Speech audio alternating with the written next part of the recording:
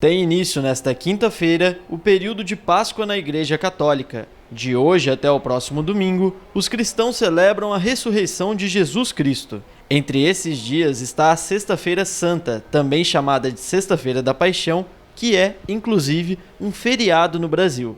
Mas qual o significado da data? Para saber um pouco mais, fomos até o Seminário Diocesano de Teologia e conversamos com o padre Marcelo Henrique.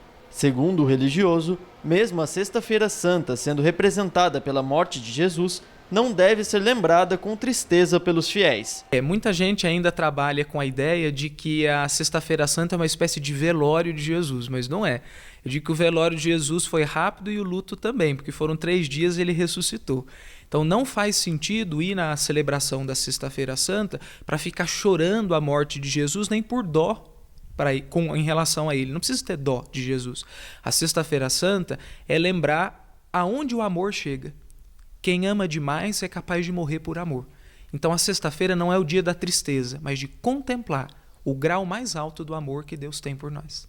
O padre destacou quais os principais simbolismos da data. A Sexta-feira Santa ela é celebrada de 2 modos. A celebração litúrgica, que é o rito oficial da igreja, e as celebrações devocionais populares, que dependem de cada região.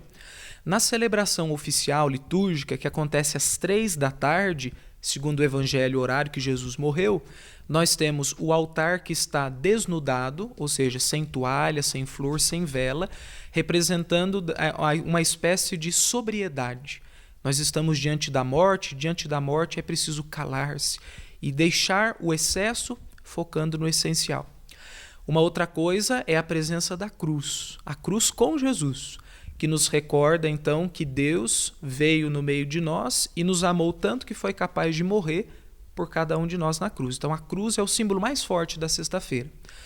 Um outro simbolismo é a prostração. Então, quando o padre chega na celebração, não tem canto de entrada, o padre entra em silêncio com os seus auxiliares da celebração, e quando chega lá na frente, ele se deita no chão.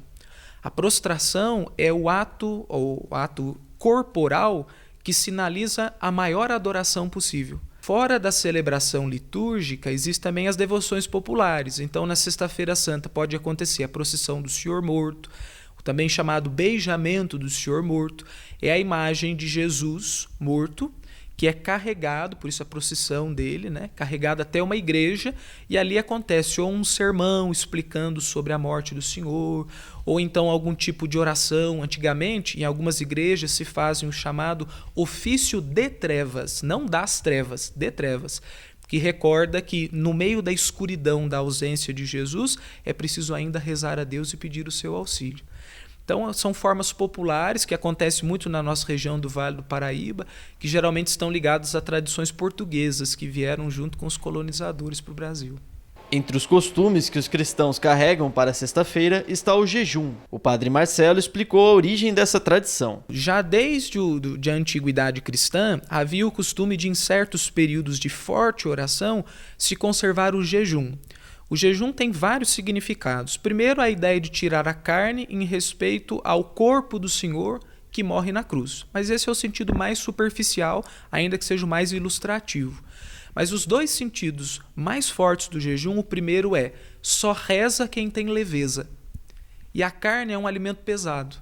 Então, nesse período, sobretudo os monges, que são os grandes mestres da vida espiritual, eles sempre ensinaram que para rezar você precisa ter um corpo disponível. Imagine a seguinte situação: alguém vai rezar, vai para um retiro e acaba de sair daquele almoço com aquela feijoada pesada. Depois que a pessoa come a feijoada, ela não consegue rezar mais. Então é preciso ter uma leveza no corpo para ter a leveza da alma. O Tríduo Pascal se encerra no sábado com o chamado Sábado Santo ou Sábado de Aleluia.